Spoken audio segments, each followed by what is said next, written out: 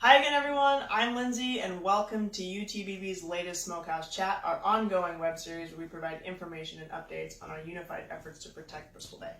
Today, I'm excited to talk about the upcoming election and how your vote is crucial in protecting salmon and our way of life here in Southwest Alaska. As you know, we are at a critical moment in the work to protect Bristol Bay. The U.S. Army Corps of Engineers is fast-tracking Pebble's permit at record speed, and we need all hands on deck to combat this project. One tool that could help protect pristine salmon habitat threatened by Pebble is Ballot Measure One, which we will all vote on in November.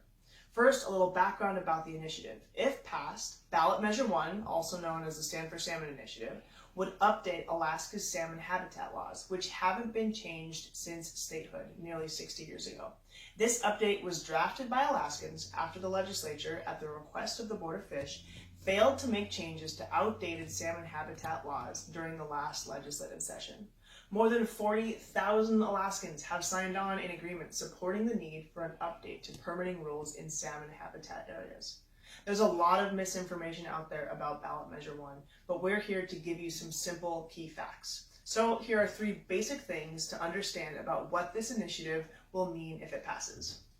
First, Alaska's permitting laws will have actual standards for responsible development in salmon habitat and will balance development and the protection of salmon, outlining minor and major project standards to protect fish.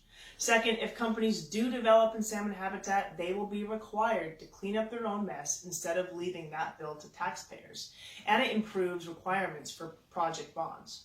Third, Alaskans will get public notice, an opportunity for public comment, and an actual voice in salmon habitat permits. There are currently no requirements for the state to inform or take into account Alaskan voices in these permits. Alaskans have a right to know and deserve a say in the projects that would greatly impact them.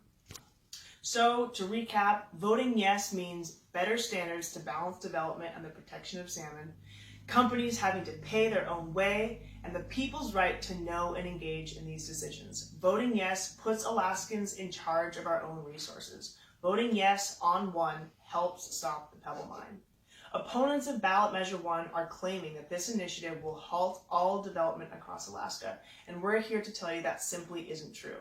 As I said earlier, all the initiative does is create balance between development and protecting salmon by updating our current outdated permitting system. Another key thing to be aware of is which groups oppose Ballot Measure One.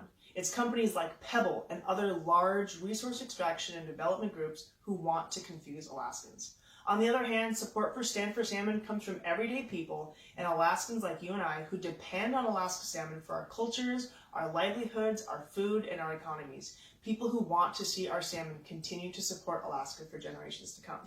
You can learn more at standforsalmon.org or attend an informational meeting in Bristol Bay Hub communities this fall. Find the full schedule on our Facebook page and website.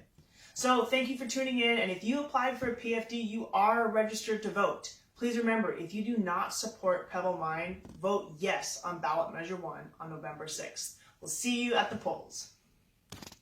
Paid for by Stand For Salmon, Anchorage, Alaska. Michael Wood, Chair, approved this message. Top 3 contributors are Alaska Conservation Foundation, Anchorage, Alaska, the Alaska Center, Anchorage, Alaska, and Cookie Lake Keeper, Homer, Alaska.